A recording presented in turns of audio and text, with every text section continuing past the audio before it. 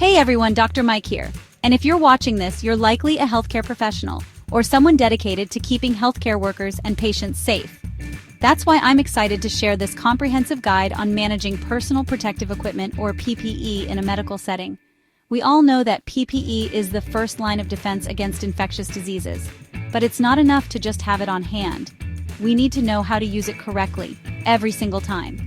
That's why we'll be covering everything from assessing your needs to training your staff, and from proper donning and doffing techniques to safe disposal methods. This isn't just about checking boxes. This is about protecting ourselves, our colleagues, and our patients. So let's get started. Before we even think about what type of PPE we need, we have to assess the situation.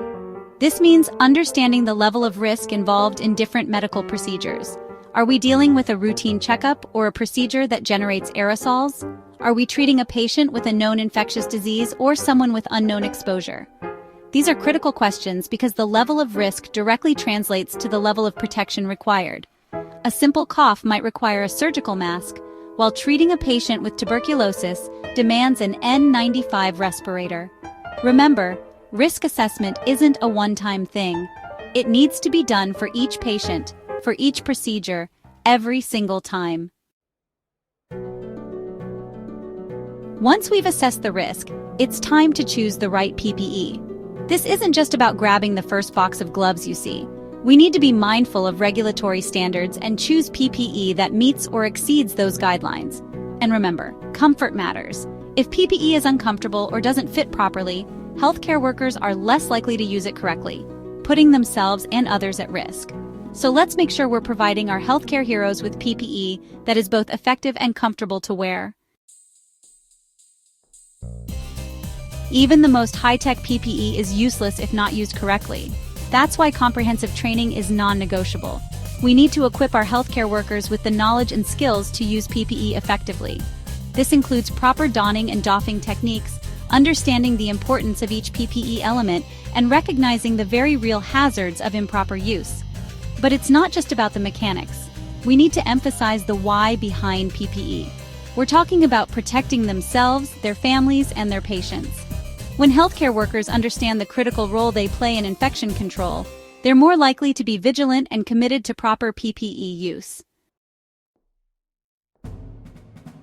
Imagine being a healthcare worker in a high-risk situation, only to find out there are no gloves available. Unacceptable, right? Making sure PPE is readily available at all times in all areas of the healthcare facility is crucial. This means establishing clear inventory management protocols, monitoring stock levels regularly, and setting up efficient restocking procedures. We need to be proactive, not reactive. Running out of PPE is not an option. Donning PPE correctly is like following a recipe order matters. We start with the foundation, which is hand hygiene. Thorough hand washing or sanitizing is a must before we even touch any PPE. Next comes the gown, providing an extra layer of protection for our clothes. Then, we secure the mask or respirator, ensuring a snug fit. Eye protection is next, shielding our eyes from potential splashes or droplets. Finally, we put on our gloves, making sure they cover the cuffs of the gown. Remember, each step is crucial in maintaining a secure barrier against contaminants. Wearing PPE is not a passive activity. We need to be mindful of our movements and ensure that our PPE remains effective throughout the entire procedure.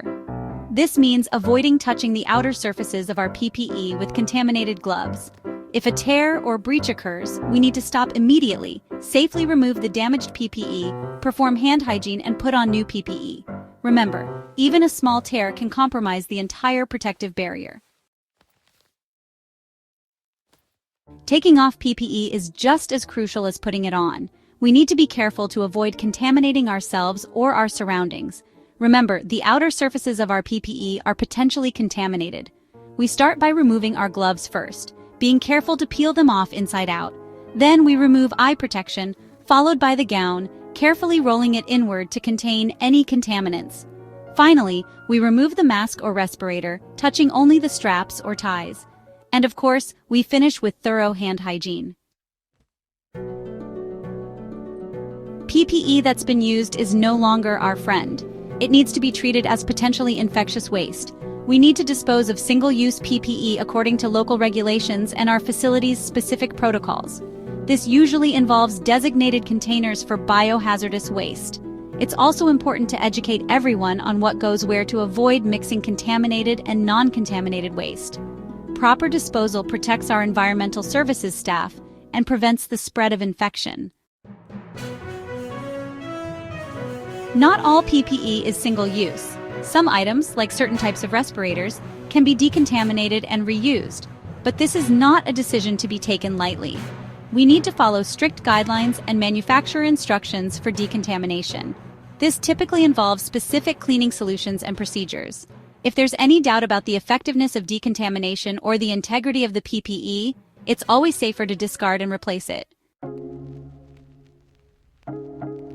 Implementing PPE protocols is just the first step. We need to make sure they're being followed consistently and effectively. Regular monitoring of PPE use, including observation of donning and doffing techniques, helps identify any gaps in knowledge or compliance. But it's not just about pointing fingers. We need to create a culture of open communication where healthcare workers feel comfortable voicing concerns, sharing feedback, and suggesting improvements. The world of healthcare is constantly evolving, and so are infectious disease threats. That's why our approach to PPE can't be stagnant.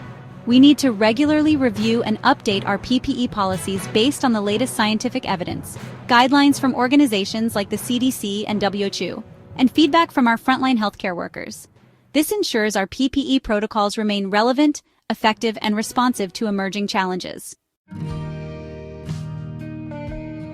That's it, everyone. We've covered a lot of ground, but I hope you found this guide informative and, most importantly, actionable. By implementing these steps, you can create a robust PPE management system in your healthcare facility. Remember, this isn't just about following rules. It's about protecting the health and safety of those who dedicate their lives to caring for others. Let's make sure they have the tools and knowledge to do so safely. Stay informed, stay vigilant, and let's continue to make healthcare a safer place for everyone.